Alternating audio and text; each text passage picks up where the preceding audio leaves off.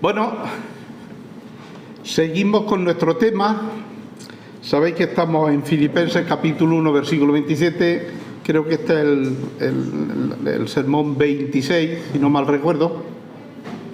Y me gustaría empezar con esta frase de Roberto Carlos Sproul. Nos dejó hace poquito, en el 17.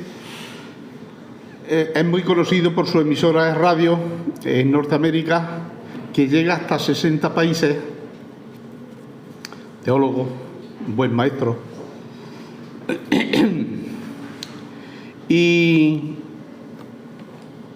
yo no resumiría mejor todo el tema que estamos viendo desde hace ya 3 años que estamos en Filipenses, o algo más, ¿no? Si entendéis esa frase, tendréis la idea central, no solo de este sermón, sino toda la idea central de lo que estamos dando en Filipenses capítulo 1, versículo 27. Porque ese es el trabajo del engañador, ese es el trabajo del enemigo. Estamos en el combate, Vamos a empezar leyendo nuestro versículo como siempre hacemos todos los domingos. Filipenses 1, capítulo 27. Perdonad que se me había ido. Que dice: solamente que os comportéis como es digno del Evangelio de Cristo, para que, o sea que vaya a veros o que esté ausente, oiga de vosotros que estáis firmes en un mismo espíritu, combatiendo unánimes por la fe del Evangelio. La fe del Evangelio. El Evangelio transmitido. La palabra de Dios. Los planes de Dios. El deseo de Dios para la humanidad. Bueno, hay quien no quiere que ese mensaje funcione, corra, se divulgue, podamos darlo. Va a transversarlo rápidamente. Va a ser posible que las personas no escuchen el mensaje o que lo escuchen mal. Así que ya hemos entrado de lleno en ese combate que dice Pablo en Filipenses 1:27. Estamos inmersos en el tema. Ya conocemos a nuestros enemigos. Vengo repitiéndolo todos los domingos que estoy en el púlpito. Los miraremos muy determinadamente uno por uno. Ya hemos definido en qué consiste esta guerra espiritual, este combate que cada uno de nosotros está librando, y la Iglesia en general, en particular cada uno de nosotros en general, la Iglesia de Dios está librando este combate, porque estamos en la labor de predicar el Evangelio, la verdad. Y entonces el enemigo dice: no, zancadilla que te digo, ¿no?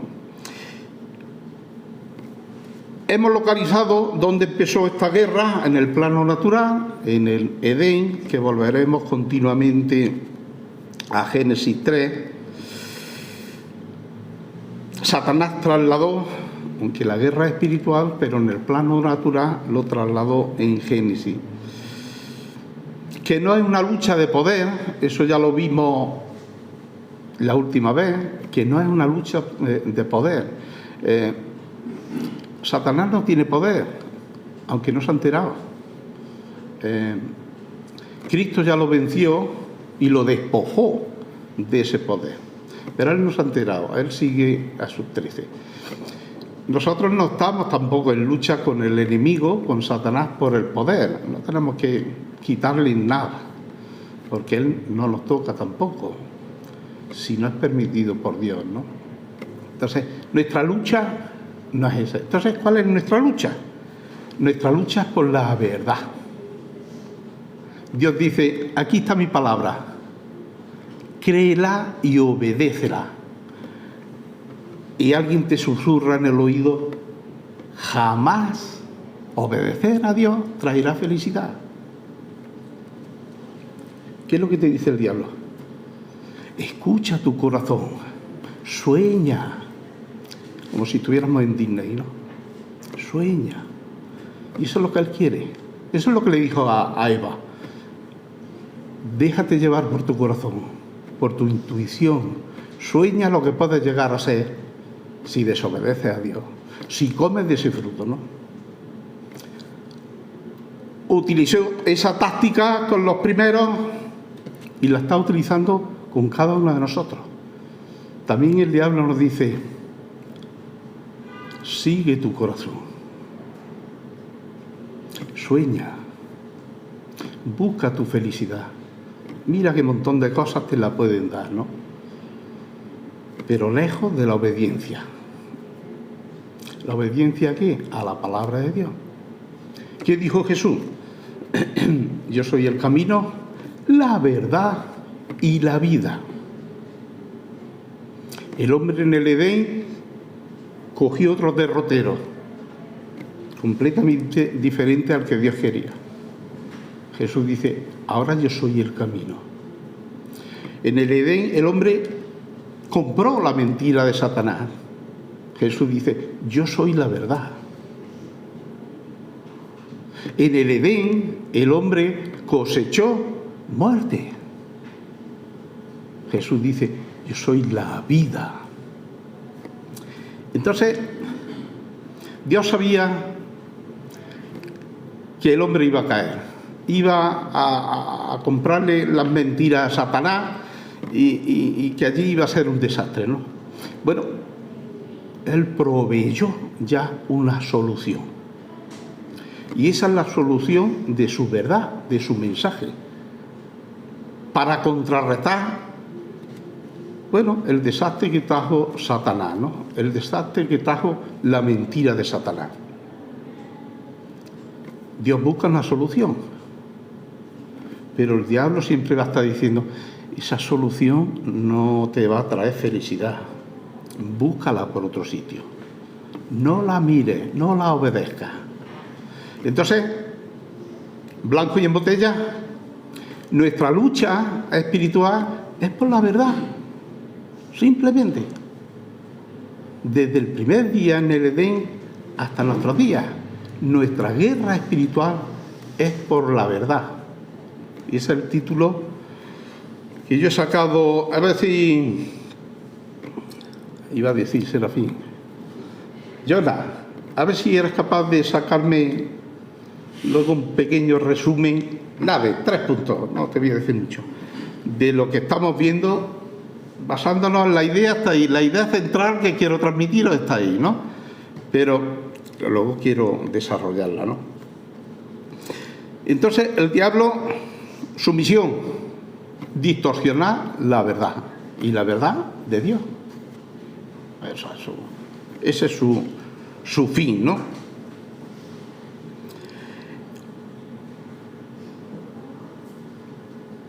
Así que nuestra lucha, digo que es por la verdad, y ese es el combate que vemos en Filipenses 1:27. Pablo nos dice: oye, que estamos en medio de una guerra, que estamos en medio de un combate, y el combate es por la verdad, el combate es para defender el Evangelio. Bueno, pues ese mismo Pablo que habla en Filipenses, mira lo que dice en 2 de Corintios, no pongan los textos ni nada, porque yo lo he copiado y lo leo directamente en mis notas. Mira lo que dice Pablo en 2 de Corintios. Parece que me está respetando la voz. Pero si nuestro evangelio, la verdad de Dios, está aún encubierto, entre los que se pierden está encubierto, en los cuales el Dios de este siglo... ¿Quién es el Dios de este siglo? ¿Quién es? Satanás.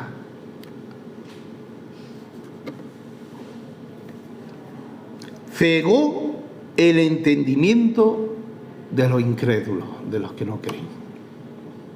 Eso es lo que hizo con Adán y Eva. Mira, a mí me gusta la idea, porque en el Edén el ser humano tenía una perfecta visión de Dios. Veían a Dios cara a cara. Bueno, Dios es espíritu, pero de una forma muy real, ¿no? Su presencia.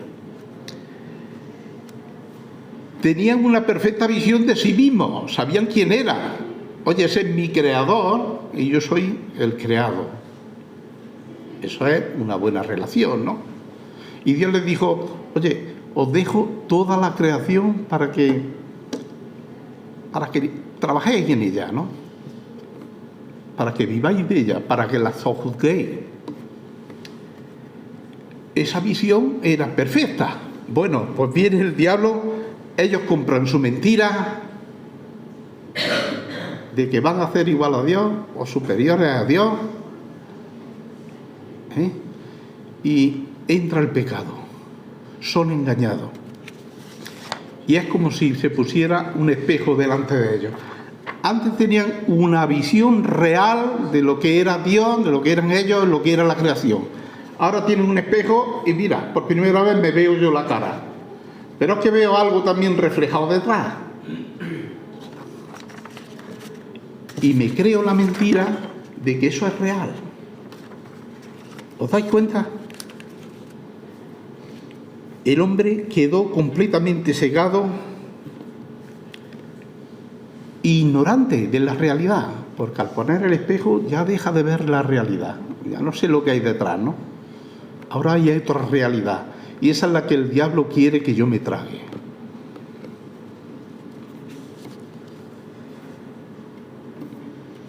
Y como digo, Dios sabía que iba a pasar esto y buscó una solución perfecta, una buena noticia para la humanidad. El Evangelio, para contrarrestar todo lo que el diablo había hecho en el Edén. El Señor quiere revestir eso. Romanos 5, lo mismo que hubo un Adán, un primer hombre, y el pecado entra al mundo, hay un segundo hombre, Cristo, que quita el pecado del mundo.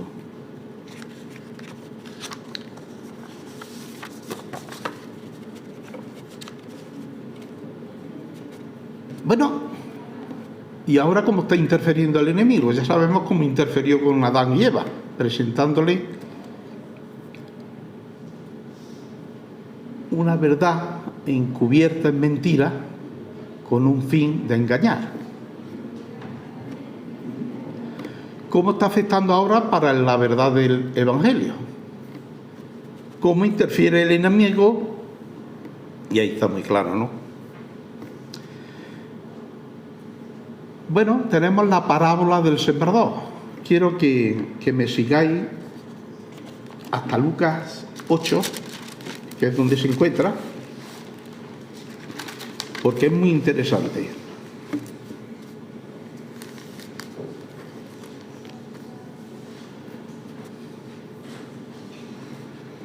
Si entendemos esta parábola, la parábola del sembrador, entenderemos todas las demás parábolas, porque esta es la llave, por así decirlo. Es la llave, ¿no? Jesús le habla a los discípulos y a la gente de una forma sencilla para que lo enseñara, y coge el ejemplo de un sembrador, de un campesino, de alguien, yo me lo imagino, sembrando trigo. Hace muchos años que vi sembrar trigo, ¿no? Pero Antonio, corrígeme si al voleo, ¿no? Al voleo. Preparas la tierra, la aras, la mueves y luego sales tirando. Y dice el versículo 11, después de decirle el Señor, una parte cayó, otra, le dice: esta es pues la parábola. La semilla es la palabra de Dios, de lo que estamos hablando esta mañana, del Evangelio. Y Pablo nos dice defenderlo. Estamos en un combate feroz contra el enemigo, defendiendo la palabra de verdad, la palabra de justicia, la palabra de alivio para la humanidad. La única solución que tiene el hombre y la mujer. Siempre que digo hombre, me refiero al hombre y a la mujer, ¿no? Bueno, y hay 4 sitios donde cae la palabra de Dios, porque ya lo vamos a llevar al corazón. Los que llevamos ya un tiempo en siendo creyentes, hemos hablado con mucha gente y hemos predicado el Evangelio de muchas formas, de muchas maneras y muchas veces, ¿no? La primera semilla, ¿dónde dice que cae? En el camino. Y allí se pisa por la gente que pasa y llegan los pájaros y la tienen a tiro y se la comen, ¿no? Eso es palabra de Dios que se ha sembrado.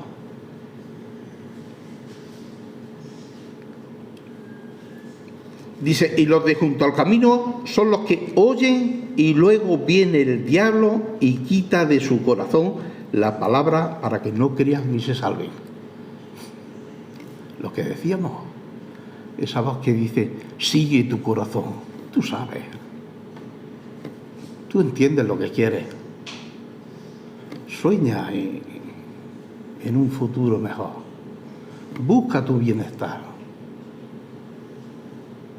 Ahí es fácil para el diablo, porque le compras la mentira y te pasa como a Eva, ¿no? Desobedece de una forma rápida, ¿no? Un 25%. El último es el que cae a la buena tierra, tiene la humedad suficiente, tiene el deseo de germinar, de crecer, y esa sí da fruto. Pero luego hay 2 en medio que a mí no me cuadran mucho. Daros cuenta que del 100%, solo un 25% cae en buena tierra. Pero luego hay unos que caen ahí entre las piedras, la semilla cae entre las rajas de las piedras, apenas germina, no hay humedad suficiente y cuando crece un poquitito se aburre y se cae, ¿no? Eso no lleva a ningún sitio. Otra cae entre las zarzas y allí, pues date cuenta, las zarzas la ahogan, ni entra la luz, las raíces de las zarzas son más poderosas, tampoco germina, ¿no?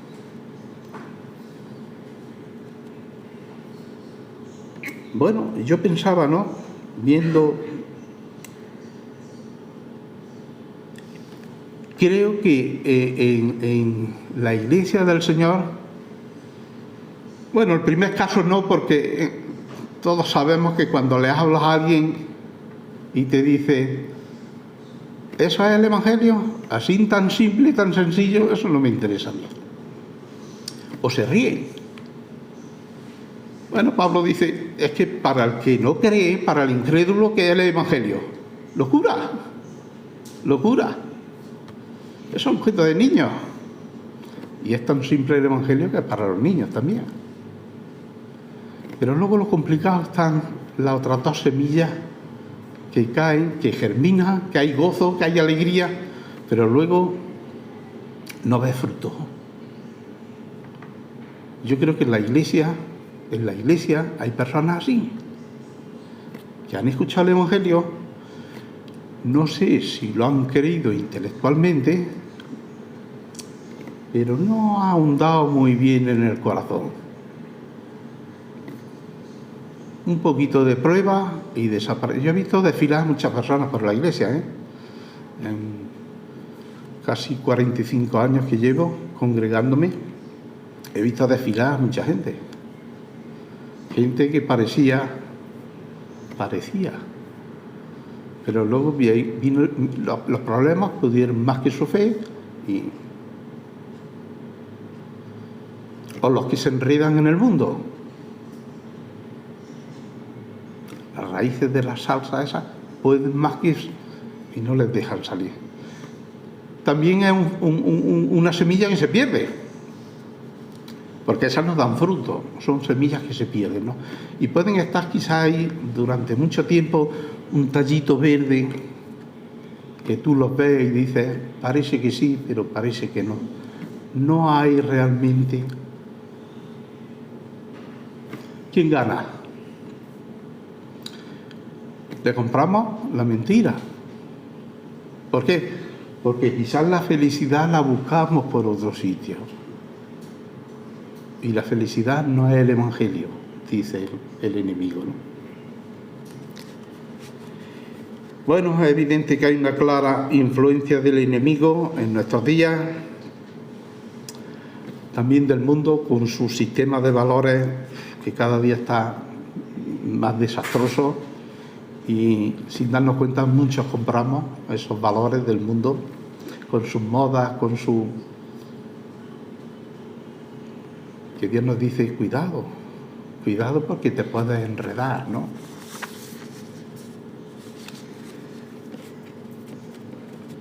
Me gustaría hacer una pregunta.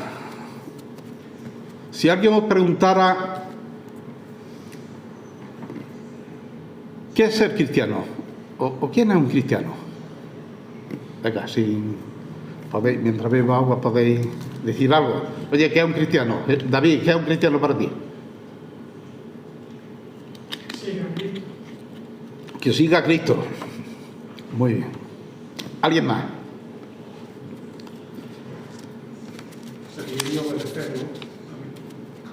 Muy bien. Yo le preguntaba a uno, oye, ¿qué es un cristiano? ¿Qué características tiene que tener un cristiano? Y me decía, bueno, una persona que lee su Biblia, cuando se acuerda. Una persona que ora cuando tiene algo que pedir, mientras tanto no se olvida.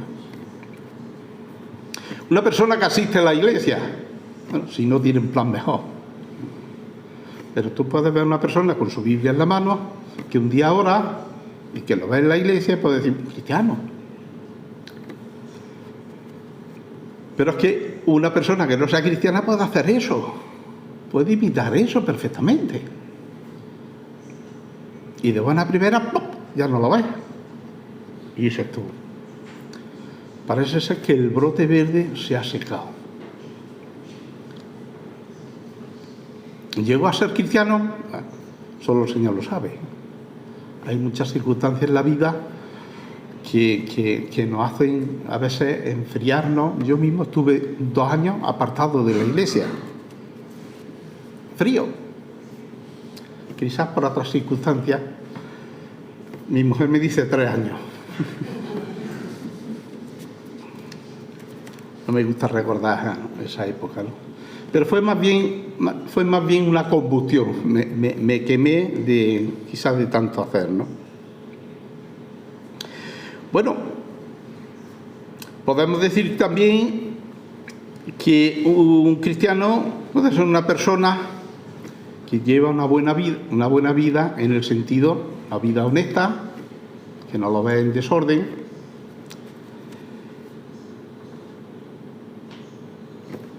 que ayuda a las personas. Tú le ves detalles, oye, ¿cómo ha ayudado a esta persona y a esta persona, ¿no? Que hace buenas obras que son buenas, al decir buenas, son que Dios las considera, ¿no? Y que las considera la palabra de Dios como buenas. Y podemos decir, es un verdadero cristiano. Repito otra vez más, cualquier persona puede hacer eso. Yo conozco muchos amigos que son buenas personas, pero no diría que son buenos cristianos. Entonces, no sé si ha cambiado un poquito nuestra perspectiva del cristiano.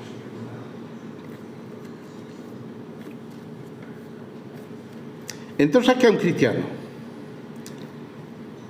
Una persona en la cual Cristo vive en él. No hay más definición. ¿Quién es un cristiano? Alguien que tiene a Cristo. Punto. Y luego ya todo se verá. Es la semilla que ha caído en una buena tierra, donde hay tierra frondosa, buena, bien abonada, humedad suficiente, y crece como un tiro. Eso se ve, hermano, eso se ve perfectamente.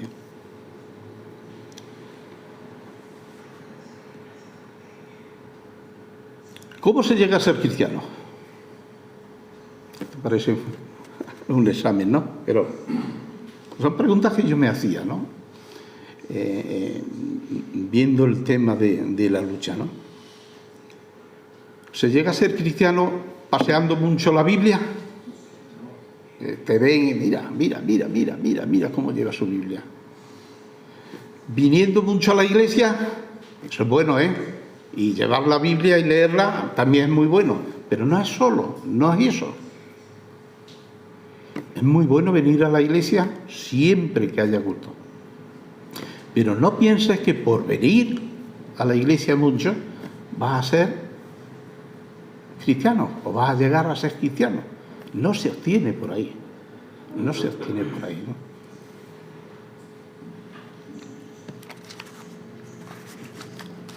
Tuve una conversación con una persona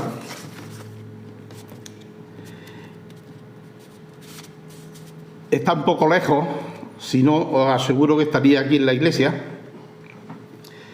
pero este tipo de personas siempre nos la encontramos y seguro que vosotros también os la habéis encontrado y habéis hablado con ella y tenéis la misma percepción que yo, ¿no? Una persona que me decía, yo creo que hay un Dios. Bueno, yo le digo, eso es bueno, ese es el primer paso. Ese es el primer paso. Como dice Hebreos 11:6, porque es necesario que el que crea a Dios, ¿no? Crea que lo hay, ¿no? O sea que el primer paso es creer que Dios existe. Pero luego hay un segundo paso que es galardonador de los que le buscan. Es curioso que la gente cree en Dios, pero qué trabajo le cuesta creer en su palabra. ¿Qué trabajo? Bueno, si cree en Dios, como dice Hebreos 11:6, piensa que también es galardonador de los que le buscan. Oye, tiene algo para ti, tiene un premio, tiene una buena noticia, tiene un regalo para ti. Eso les cuesta creer en la palabra de Dios. Pero bueno, creen que hay un Dios, porque si no creen que hay un Dios, apaga y vámonos, ¿no? Ahí ya no hay conversación, ¿no? Y esta persona me decía que ella cree en el más allá, que hay algo o alguien que mueve los hilos de todo esto. Pero hay mucha gente que nos encontramos que cree en el mundo sobrenatural, que creen en las brujas, y en los demonios, y en los duendes, y en... O sea que no es muy difícil encontrar gente que crea que hay algo, ¿no? Bueno, ¿habéis tenido conversaciones así? Seguro que sí, ¿verdad? Con personas que dicen que ellos creen. Y que como creen que irán al cielo. Porque Dios lleva al cielo a todas personas, ¿no? Bueno, ¿cuál es el texto más conocido de toda la Biblia? El que más se utiliza, que sale en pancarta, en camiseta de jugadores. ¿Cuál es? Juan 3:16. Bueno, yo utilicé Juan 3:16 con esta persona. Le digo, mira lo que dice aquí. Que de tal manera amó Dios al mundo, pensando en llevarla a ver el amor de Dios por ella. Pero ¿sabéis cuál fue la reacción? Mira, ahí lo dice, que el que cree en Él no se pierde. Ahí me dice que yo voy al cielo. Ahora, ¿cómo desmonto yo esto? ¿Cómo desmonto yo esto, no? Porque le estaba enseñando un texto donde le afirmaba que como ella creía en Dios, iba al cielo. Punto. Y yo pienso que a veces utilizamos ese versículo y lo sacamos tan fuera de contexto que nos puede volver contra nosotros, como a mí me pasó. Eso me pasó a mí. Ahora tienes que enseñarle a que no es suficiente solo creer. Hay algo más.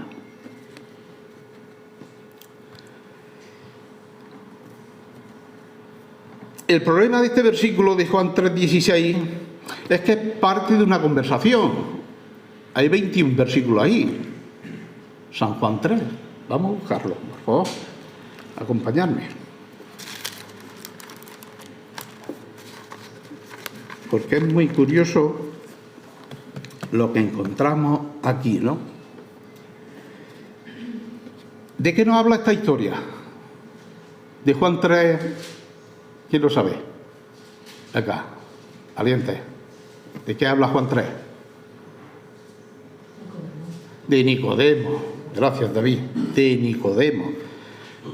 Pero ¿cuál es el tema de la conversación de Jesús con Nicodemo? Ver y entrar. Está hablando del reino de Dios, está hablando del mensaje, está hablando de su palabra, está hablando de la verdad, está hablando de lo que nosotros estamos defendiendo, y Él quiere que ni abramos la boca. Y si le hablamos a alguien, él se encargará de ponerle todas las cortapisas que sean precisas, ¿no? Entonces el tema es ver y entrar en el reino de los cielos. Cuidado con el versículo 16, a ver cómo lo encajamos. Eso sería el comienzo. Pero, oye, hay algo más. Puede que en la iglesia haya personas que solo estén en el primer paso de creer y crean que con eso es suficiente. Pensarlo.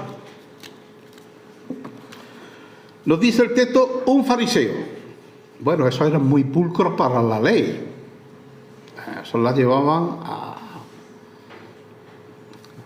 pies puntillas, como yo digo, ¿no? Nos dice el texto que era un principal. Oye, no era un fariseo cualquiera, era un principal. Maestro de Israel. Oye, enseñaba la ley y la palabra de Dios. Luego se entiende que debería conocerla bastante bien. En algún momento de la conversación Jesús le dice, ¿tú eres maestro de Israel y no sabes esto? ¿Ignoras esto?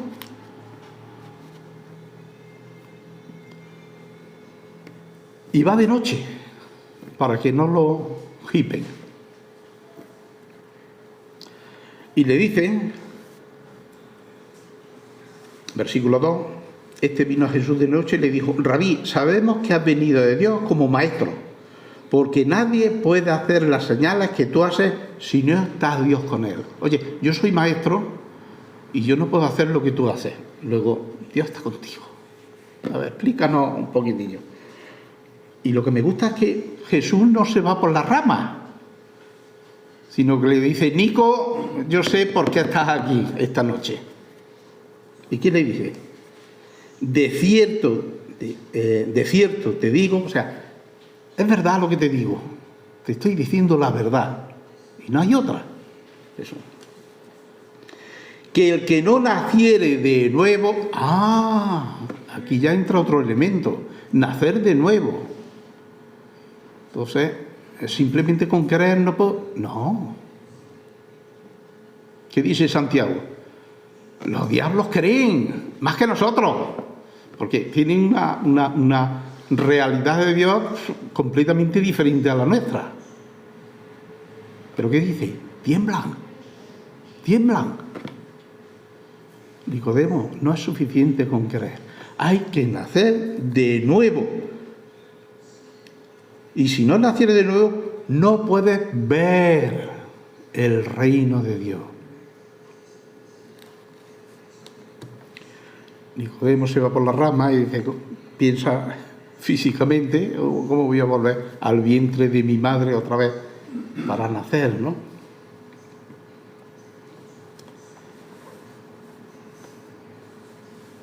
Bueno, en una conversación, cuando nosotros tenemos una conversación, es una conversación, no está dividida en capítulos y versículos para buscar algo de la conversación, ¿no?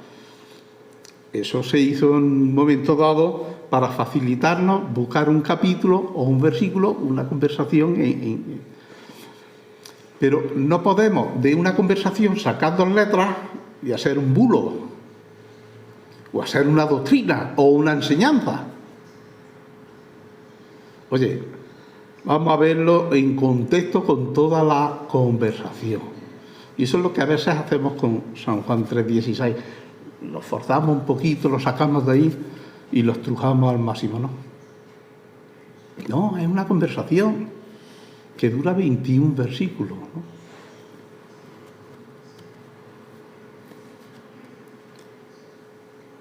Jesús le dice, yo sé por qué estás aquí, y le habla, le va al grano.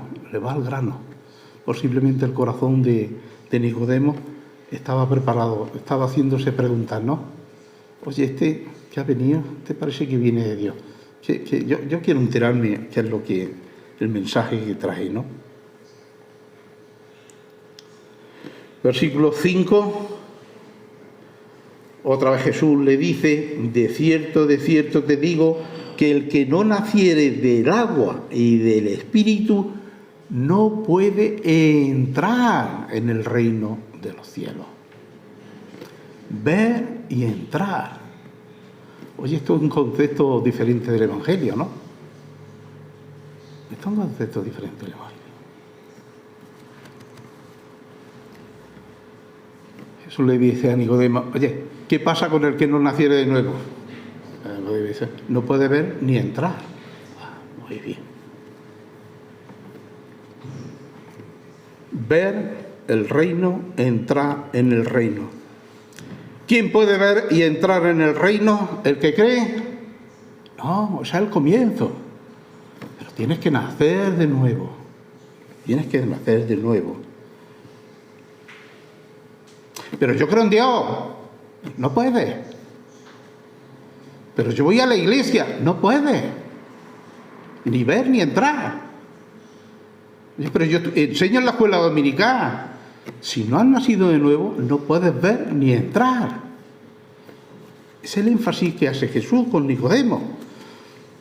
Y es el énfasis que nosotros tenemos que hacer cuando prediquemos el Evangelio. Es muy importante que la persona nazca de nuevo. Si no, son brotes que pan para hoy, hambre para mañana. Y vendrán la poca humedad de las piedras y se secará. Y vendrán las raíces de las zarzas y de los espinos y la ahogarán. Que son los problemas que este mundo. Si el cristiano es el que más problemas tiene. Muchas veces le pedimos al Señor, quítanos los problemas. Yo le digo al Señor, mi enfermedad, anda ya, me dice. Tira para adelante. Somos humanos, y pillamos problemas y enfermedades y...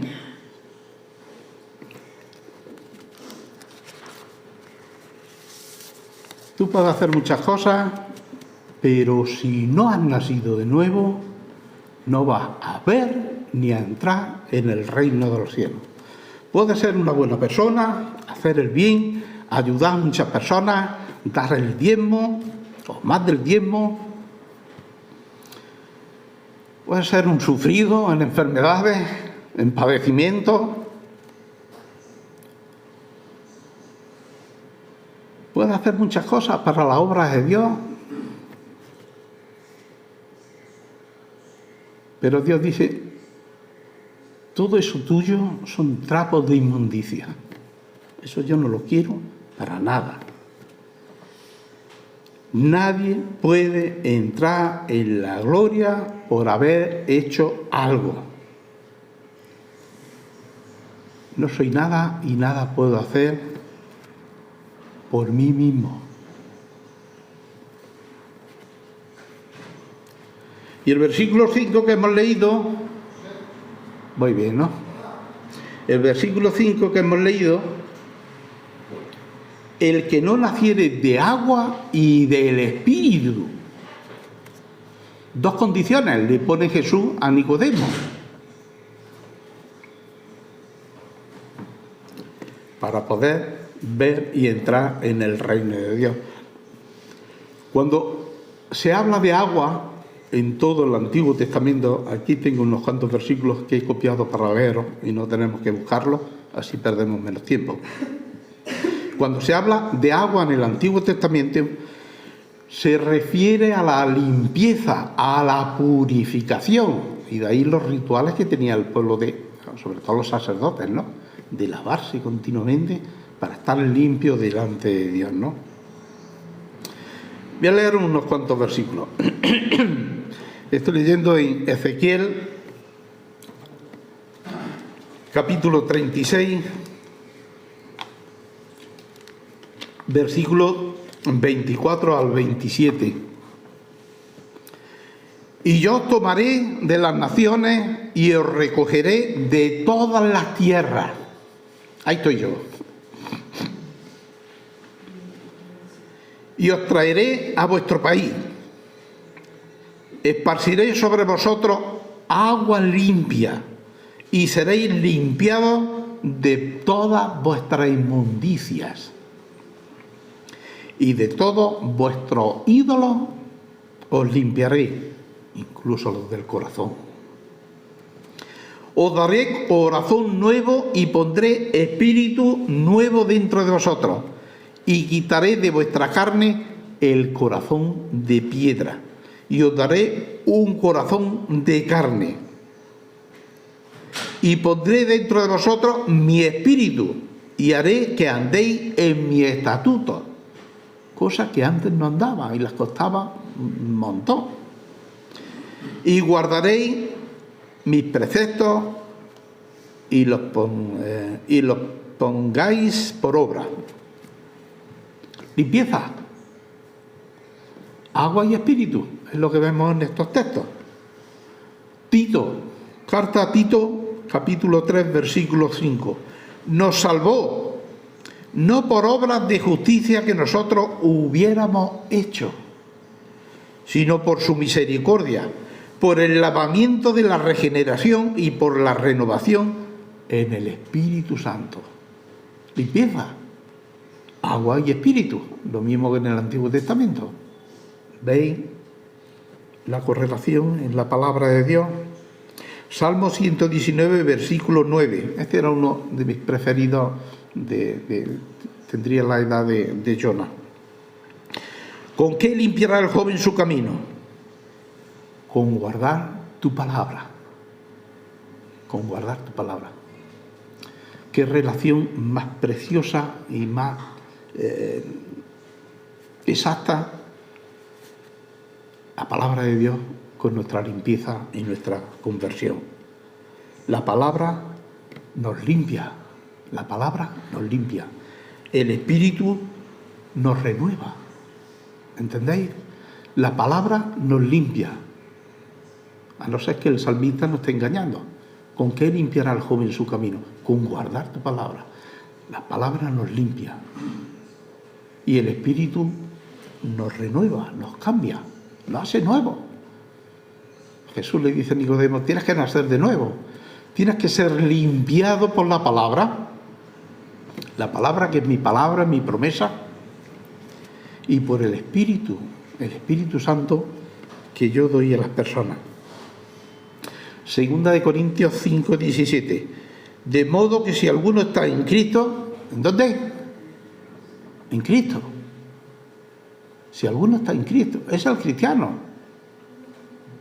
No el que lee esporádicamente su palabra, o ora cuando necesitas algo y se acuerda, o va a la iglesia a tener comunión cuando le viene bien. De modo que si alguno está en Cristo, nueva criatura es. ¿Qué ha pasado aquí? Bueno, el nuevo nacimiento, lo que Jesús le estaba diciendo a Nicodemo. Oye, déjate limpiar por mi palabra, que mi palabra es verdad, estamos hablando de la verdad, y el diablo va en contra de la verdad. Esa verdad no le interesa mucho, porque se le escapan adeptos, ¿no? Y dice, las cosas viejas pasaron, he aquí todas son hechas nuevas. Oye, cuando miramos a ti, Andrea, un lazo. Cuando miramos a Andrea, vemos evidencia de su embarazo. Pronto nacerá. Oye, y nos extrañaría que pasaran 2 años y viéramos a Andrea paseando en un canastito al bebé, ¿no? ¿Qué pasa? Cuando hay un nuevo nacimiento, hay un crecimiento, hay una evolución. Oye, cuando tú tiras una semilla y cae en un sitio donde no hay nada, se tiran ratas. Oye, yo sembré esta primavera cebolla, y no sé la ciencia, pero algunas tienen un tallo y otras, oye, están como cuando la puse. La cebolla no se siembra, se pincha, cebollino, ¿no, Antonio? No me lo explico. Oye, son las dos del mismo manojo y una está, se perderá, se secará, y la otra está. Cuando un niño nace, oye, empieza a darle de comer y empieza a crecer y a desarrollarse. Oye, en el nuevo nacimiento, de forma espiritual, es la misma ley. Espiritual, pero es la misma ley. Cuando uno se convierte, tiene que verse eso. Lo que antes te atraía ya no te trae, eso ya no te satisface. Hay otras cosas, las cosas de Dios me atraen más. Y se nota en tu crecimiento. Y se ve. No puedes ocultarlo. Si esa semilla ha caído en un buen tajo de tierra, a ver cómo esa espiga tira y dará una hermosa espiga con no sé cuántos granos tendrá una espina, pero multiplicada por mucho, ¿no? Lo mismo pasa en la vida espiritual. Oye, cuando tú en la iglesia ves que alguien pasan los años y está exactamente igual, ¿qué pasa algo? El Evangelio ha caído en un sitio raro aquí. No está creciendo, ¿no? No es normal. No es normal.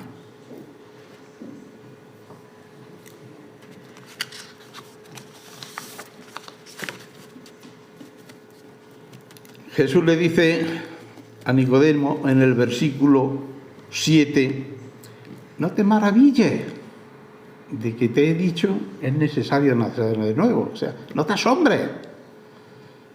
Es que eso es lo establecido. Eso es lo que Dios ha preparado. No puedes ver ni entrar al reino de Dios si no naces de nuevo, Nicodemo. Tú y todo el mundo. Nico, es obligatorio, es imprescindible, es necesario. No hay otra forma. Bueno, pues yo quiero ver y entrar al reino de Dios solo creyendo. No existe ese atajo, ¿no? Y con la persona, todo esto viene con la conversación de la persona a la que hablaba, ¿no? Mi hermana. Y bueno, ella cree que es muy creyente y tiene su evangelio, el evangelio San Yo, ¿eh? Y lo que ella cree que eso es lo que Dios cree también. Se ha hecho su Dios a su medida. Eso hay así, ¿no? Hasta los creyentes pueden hacerse su Dios a su medida, ¿no? ¿Qué pasa? Que Dios ama lo que yo amo y aborrece lo que yo aborrezco, ¿no? Dios a medida, ¿no? Y yo digo, hermana, no. Luego le mandaré porque le mando todas las predicaciones. Tienes que nacer de nuevo. Tienes que nacer de nuevo.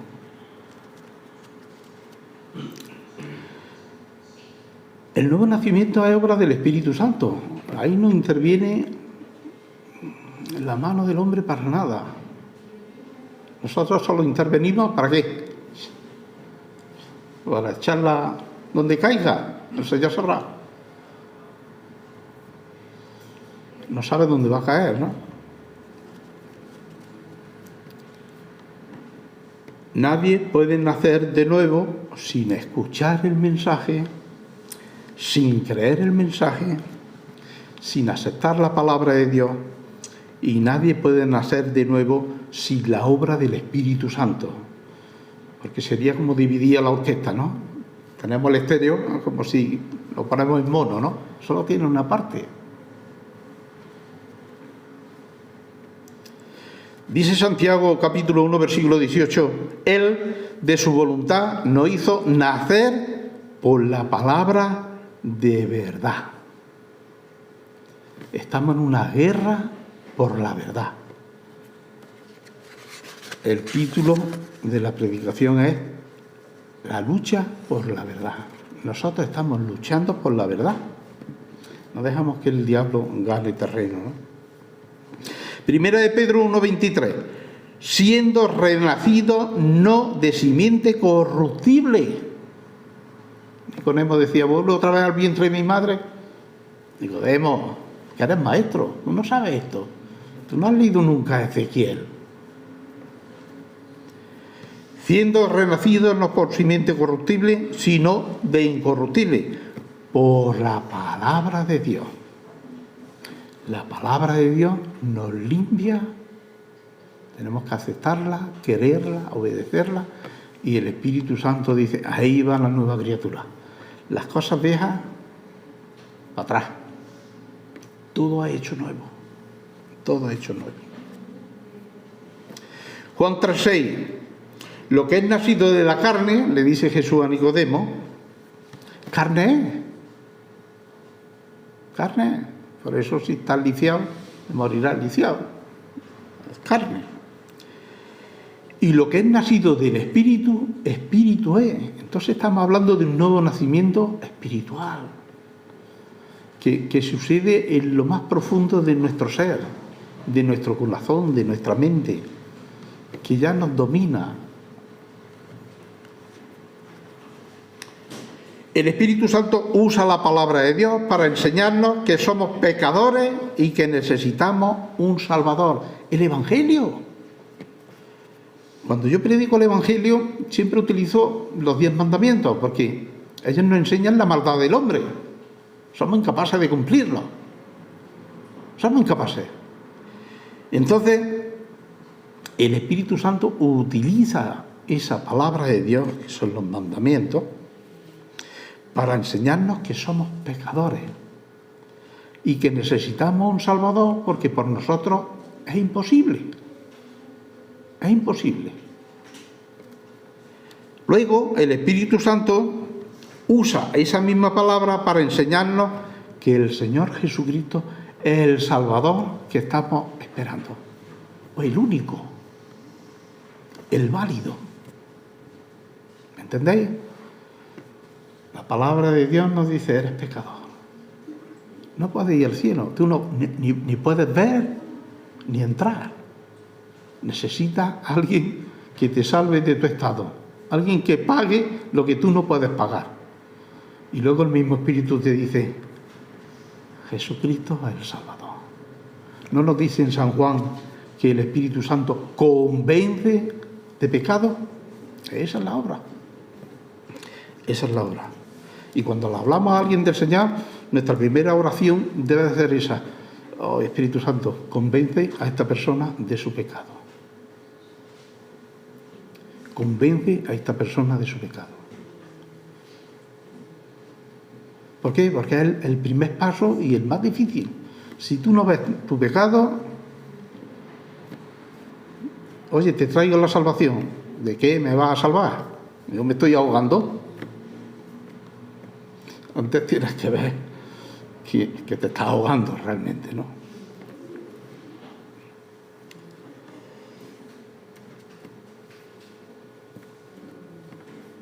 Pero Pedro, explícanos cómo se nace de nuevo. Mira lo que dice Dios en Hechos capítulo 17, versículo 30. Pero Dios, habiendo pasado por alto los tiempos de esta ignorancia, ahora manda a todos los hombres en todo lugar que se arrepientan. Que se arrepientan. Esa es la entrada para recibir al Salvador y el Espíritu Santo, ¿no? Cuando llegas aquí, muchos te dicen, pero ¿arrepentirme de quién? Yo he matado a nadie. Ese es un clásico. Yo he matado a nadie. ¿De qué tengo que arrepentirme, no? Eso mismo le dijeron los fariseos a Jesús, ¿no? ¿Por qué? Porque los fariseos eran, como hemos dicho, muy pulcros con el significado de la letra de la ley, ¿no? Pero Jesús siempre va un poco más allá, hacerle entender el significado de la aplicación espiritual. Daros cuenta lo que dice Mateo 5, 21, 22. Jesús está hablando y dice, fue dicho, no matarás. Hablando de él, yo no mataba a nadie, ¿no? Y cualquiera que matare será culpable de juicio, te llevarán ante el juez. Pero Jesús dice, pero yo os digo que cualquiera que se enoje contra su hermano, ¿quién no se ha enojado alguna vez? ¿Hay aquí alguien que no se haya enojado? ¿Que no se haya cabreado? ¿Que no se haya peleado? Yo creo que entramos todos en el saco, ¿no? Pues Jesús dice, cualquiera que se enoje contra su hermano será culpable del mismo juicio como si hubiera matado. ¿Pero cómo va a ser eso posible? Jesús dice, sí.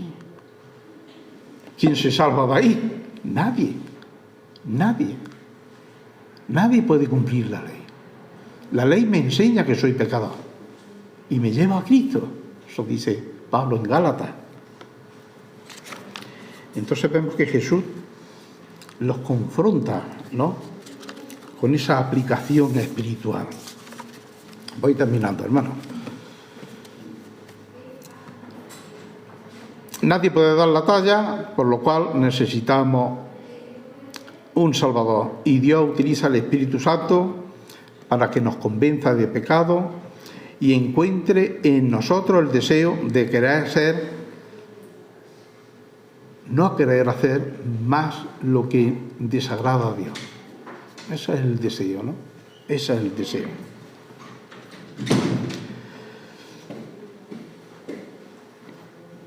Tengo al menos media hora más, voy a cortar aquí. La idea es muy clara. Hay un mensaje que Dios quiere que la humanidad conozca, que es el mensaje del Evangelio. Hay una solución. Dios ha provisto una solución para el error que pasó en el Edén.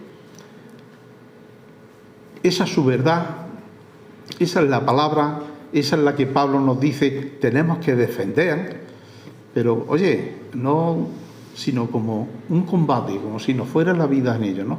Porque hay un enemigo que siempre va a intentar poner la zancadilla, ¿no? Y el enemigo siempre utiliza la misma táctica, el mismo engaño. Es su base, es su fundamento.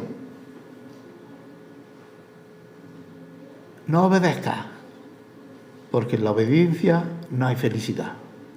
Lo que Dios dice, cuestiónalo.